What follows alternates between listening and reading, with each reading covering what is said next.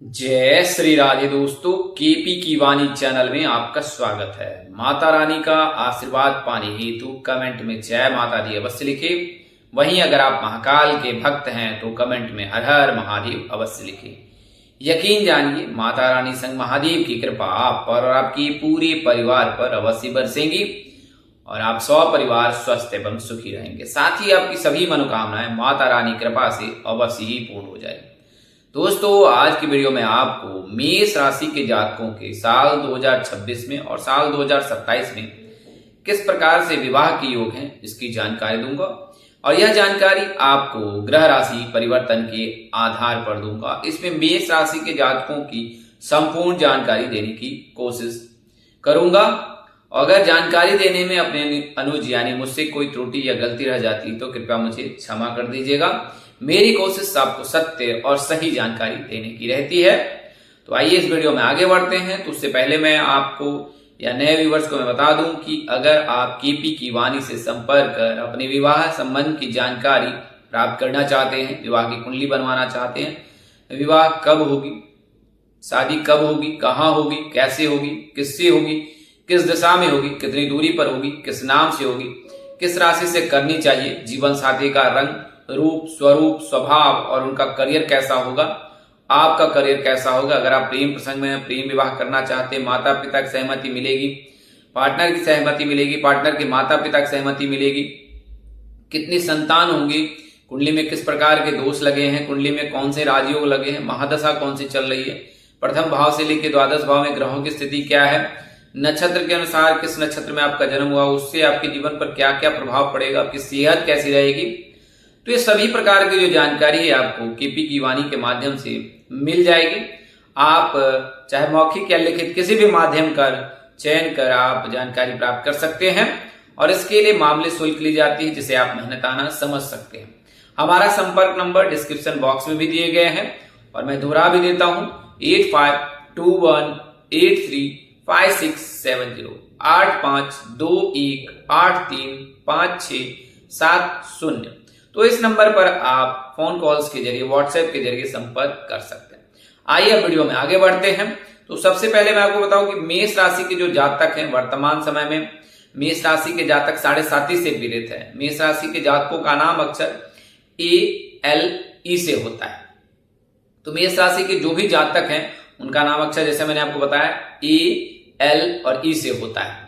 तो मेष राशि के जो भी जातक हैं वर्तमान समय पे आप पर 7.5 का पहला चरण चल रहा है, जब न्याय के देवता शनिदेव आपकी राशि के जो है 12वें भाव को देख रहे हैं। वर्तमान समय में जो है न्याय के देवता शनिदेव वो मीन राशि में विराजमान है और आपके 12वें भाव में है। तो इस वजह से जो है आप पर 7.5 का पहला चरण चलेगा और जब आपके भाव में आएंगे यानी कि आपकी राशि में शनिदेव विराजमान होंगे लग्न भाव में, तो फिर आप पर 7.5 का दूसरा चरण चलेगा और जब वृषभ राशि में गोचर करेंगे या वृषभ राशि में रहेंगे तो उस दौरान 7.5 का आपका तीसरा चरण चलेगा। और शनिदेव एक राशि में 2.5 साल तक रहते हैं यानी कि 30 महीने तक रहते हैं और उसके पश्चात एक राशि से निकलकर दूसरी राशि में गोचर करते हैं। तो जैसा कि मैंने आपको बताया कि वर्तमान समय में शनिदेव जो है मीन राशि में विराजमान है और इसके बाद जो है फिर मेष राशि में विराजमान होंगे और फिर वृषभ राशि में विराजमान होंगे। तो शनिदेव के मीन राशि में रहने के चलते आप पर 7.5 का पहला चरण चल रहा है। जब आपकी राशि में गोचर करेंगे तो दूसरा चरण चलेगा और जब वृषभ राशि में गोचर करेंगे तो आप पर तीसरा चरण चलेगा। तो इस प्रकार से जो है शनिदेव की जो है 7.5 आप पर चलने वाली है या चल रही है। तो शनि के 7.5 से आपको परेशान होने की आवश्यकता नहीं है। शास्त्रों में भी यह कहा गया है कि अगर व्यक्ति अच्छे कर्म करता है तो शनि की 7.5 में उसे नुकसान नहीं होता है बल्कि वह और भी ऊंचाई पर पहुंचता है। अगर आप पढ़ाई कर रहे हैं 7.5 से गुजर रहे हैं तो यकीनन आपको परीक्षा में सफलता मिलेगी। वहीं अगर आप जॉब कर रहे हैं तो आपको इसकी संभावना अधिक है कि आप जॉब चेंज कर सकते हैं और उसमें आपको इंक्रीमेंट मिल सकती है या प्रमोशन मिल सकता है। तो ये अच्छे कर्म करने वाले के लिए। अगर आप बिजनेस कर रहे हैं तो बिजनेस में शनिदेव आपको और भी नवाजेंगे यानी कि आपकी जो बिजनेस को न्यू डायमेंशन देने में आपको सफलता मिलेगी। तो ये अच्छे कर्म करने वाले लोगों के साथ ऐसा होता है, जब वो 7.5 से गुजरते हैं तो शनिदेव उन पर और कृपा बरसाते हैं और जब उनकी कृपा बरसती है तो करियर, कार्य और सर्व क्षेत्रों में जो है वह सफलता प्राप्त करता है।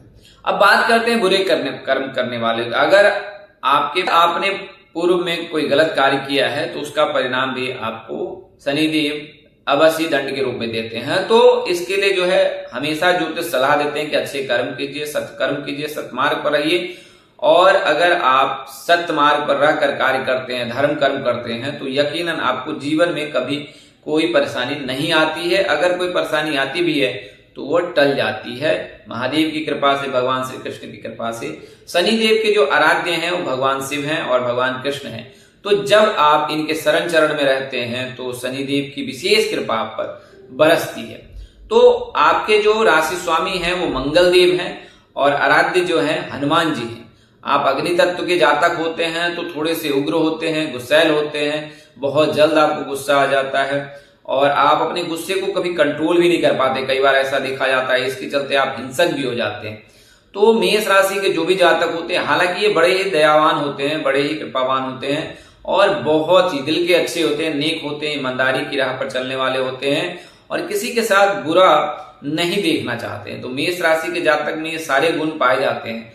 लीडर को जो गुण होते हैं, यानी नेता के जो गुण पाए जाते हैं, वो सारे गुण मेष राशि के जातकों में पाए जाते हैं। और यही कारण है कि मेष राशि के जातक किसी भी क्षेत्र में, यानी कि सेवा क्षेत्र में जो है, प्रशासनिक क्षेत्र में या फिर चिकित्सा क्षेत्र में, इन क्षेत्रों में ज्यादा ही बेहतर कर पाते हैं। तो मेष राशि के जो भी जातक होते हैं, जो अग्नि तत्व की वजह से इनमें जो इस प्रकार के जो गुण पाए जाते हैं और ये कभी इनके लिए फायदेमंद भी होते हैं, कभी हानिकारक होते हैं। अगर आप अपनी वाणी और क्रोध पर कंट्रोल कर लें तो यकीनन आप जीवन में जो चाहते हैं वो हासिल कर सकते हैं। और इस वजह से ही जो मेष राशि के जो ये गुण हैं, इस वजह से ही ये जो है प्रेम विवाह करने में भी सफल होते हैं। अगर आप मेष राशि के जातक हैं तो आप सौभाग्यशाली हैं कि आप ऐसे राशि के जातक हैं जो प्रेम विवाह करने में सफल होते हैं। मिथुन राशि, सिंह राशि के जातक हो, कुंभ राशि के जातक हो, मेष राशि के जातक हो, ये सारे जो हैं प्रेम विवाह करने में सफल होते हैं। चाहे धनु राशि के जातक हो या जातिका हो, तो ये प्रेम विवाह करने में सफल होते हैं। तो मेष राशि के जो राशि स्वामी हैं वो मंगल देव है, ऊर्जा के कारक है। मकर राशि में ये शुभ फल देते हैं। और मेष राशि के जो आराध्य हैं वो हनुमान जी हैं। तो हनुमान जी की पूजा उपासना करने से आपको जो है विशेष लाभ प्राप्त होता है। मंगलवार का दिन आपके लिए शुभ है। मंगलवार के दिन हनुमान जी की पूजा उपासना अवश्य करें। वहीं आपको बता दें कि अगर आप रत्न धारण करना चाहते हैं तो मूंगा रत्न धारण कर सकते हैं। मंगलवार के दिन शुक्ल पक्ष में धारण करना आपके लिए श्रेष्ठकर होगा अगर आप मेष राशि के जातक हैं या जातिका हैं। तो मेष राशि के जातक को वर्तमान समय जैसे मैंने बताया 7.5 का पहला चरण चल रहा है, फिर दूसरा चरण चलेगा और फिर तीसरा चरण चलेगा। अब मैं आपको बताता हूं कि मेष राशि के जातक के विवाह के योग कब बनते हैं। अगर आपको केवल महीना पता है, यानी कि आपका जन्मदिन पता है, वर्ष नहीं पता है, तो अगर मेष राशि के ऐसे जातक या ऐसे जातक जिनका जन्म जो है वो 20 मार्च से लेकर 21 अप्रैल के मध्य हुआ है, तो सन साइन से यानी कि सूर्य राशि से उनकी जो राशि होती है मेष होती है। तो मेष राशि के जातक अगर आपका जन्म जो है 20 मार्च के बाद और 21 अप्रैल से पहले हुआ है तो आपकी राशि मेष होगी। अगर आपको जन्म वर्ष ज्ञात नहीं है, तो अगर जन्म वर्ष ज्ञात नहीं है और आप मेष राशि के जातक हैं तो कब शादी हो सकती है। तो आपको बता दें कि जन्म वर्ष से, यानी कि अगर सन साइन से देखा जाए तो मेष राशि के जातक के 22 वर्ष से लेकर 27 वर्ष के मध्य शादी के प्रबल योग रहते हैं। 22 वर्ष, फिर 25 वर्ष और 27 वर्ष, 3 चरणों में इनके विवाह के योग बनते हैं। तो अगर आप मेष राशि के जातक, आपको जन्म वर्ष ज्ञात नहीं है, आपको महीना पता है और आपका नाम जो है मेष राशि के अक्षरों से रखा गया है, तो फिर आपके 22 वर्ष से लेकर 27 वर्ष के मध्य विवाह के योग रहते हैं अगर आप मेष राशि के जातक हैं। अब बात करते हैं ग्रहों की स्थिति से कि ग्रहों की स्थिति से किस प्रकार से योग बन सकते हैं। तो साल 2026 में जैसा कि मैंने आपको बताया है कि गुरु जो है मिथुन राशि में विराजमान है, फिर जो है कर्क राशि में आएंगे 2 जून को और उसके पश्चात 31 अक्टूबर को सिंह राशि में आएंगे और फिर अगले साल कर्क राशि में और पुनः फिर सिंह राशि में और सिंह राशि से निकलकर फिर कन्या राशि में गोचर करेंगे। और तिथि जैसा मैंने आपको बताया कि 26 जनवरी को जो है देवगुरु बृहस्पति जो है कर्क राशि में आएंगे और फिर 26 जून को जो है सिंह राशि में और 26 जून से लेकर 26 नवंबर तक जो है ये सिंह राशि में रहेंगे और 26 नवंबर को फिर ये कर्क राशि सिंह राशि से निकलकर कन्या राशि में गोचर करता है। तो गुरु की जो स्थिति है कुछ इस प्रकार से रहने वाली है। तो वर्तमान वर्ष में अगर मेष राशि की लड़कियां हैं तो गुरु की कृपा आप पर विवाह के लिए नहीं बरस रही है, क्योंकि वर्तमान समय में धनु राशि के सप्तम भाव को देखेंगे, उसके पश्चात मकर राशि के सप्तम भाव को देखेंगे, फिर कुंभ राशि के सप्तम भाव को देखेंगे। तो इस प्रकार से जो है धनु, मकर और कुंभ राशि के जातकों के लिए शुभ योग बनेगा। और अगर प्रेम भाव को देखें तो प्रेम भाव में भी जो है पहले जो है मकर राशि के, फिर उसके बाद कुंभ राशि और फिर मीन राशि, यानी कुंभ राशि और फिर मीन राशि और फिर मेष राशि। तो मेष राशि के जब प्रेम भाव को देखेंगे तो उस समय फिर आपके विवाह के योग बन सकते हैं। लेकिन उससे पूर्व जो है वर्तमान समय में, जैसे कि जब शुक्रदेव यानी कि जो मेष राशि के जो लड़के हैं उनके विवाह के योग, तो शुक्रदेव जब आपकी राशि में गोचर करेंगे या फिर आपके सप्तम भाव को देखेंगे तो उस समय आपके लिए योग बनेगा। लेकिन शुक्रदेव जो है वो तुला राशि में जब गोचर करेंगे तभी आपके विवाह भाव को देखेंगे। तो अभी वर्तमान समय में जो है वृषभ राशि में गोचर करेंगे, फिर मिथुन में, फिर कर्क, फिर सिंह, फिर कन्या, तब तुला। तो इसके बारे में विस्तार से बता देता है कि किस समय साल 2026 में आपके लिए रिश्ता आ सकता है। तो साल 2026 में आपको 2 सितंबर से लेकर जो है 5 नवंबर तक आपके लिए समय शुभ रहेगा, और उसके पश्चात फिर 22 नवंबर से फिर आपके लिए समय उत्तम रहेगा। तो यह जो समय रहेगा यानी कि 2 सितंबर से जो है आपके लिए जो शुभ समय रहेगा मेष राशि के जो भी जातक हैं, तो 2 सितंबर को जब शुक्र तुला राशि में गोचर करेंगे और फिर जो है वो 3 अक्टूबर को वक्री चाल चलकर 6 नवंबर को पुनः कन्या राशि में गोचर कर जाएंगे, और फिर मार्ग की चाल चलकर 22 नवंबर को जो है आपकी राशि में आएंगे और 1 जनवरी तक आप मतलब तुला राशि में विराजमान रहेंगे। और जब शुक्रदेव तुला राशि में विराजमान रहेंगे तो आपके विवाह भाव को देखेंगे और उस समय फिर आपके विवाह के योग बनेंगे। आपके लिए रिश्ता आएगा, आपके रिश्ते की बातचीत होगी, आपकी सगाई हो सकती है, विवाह कार्यक्रम संपन्न किए जा सकते हैं। तो कुल मिलाकर अगर देखा जाए तो 2 सितंबर से आपके लिए शुभ समय रहने वाला है। अगर आप मेष राशि के जातक हैं तो उस समय से फिर आपको इसका लाभ मिल सकता है, आपके रिश्ते तय हो सकते हैं, रिश्ते की बातचीत हो सकती है। अब कुछ इस प्रकार से जो है शुक्र की स्थिति में बता देता हूं किस प्रकार से रहने वाली है।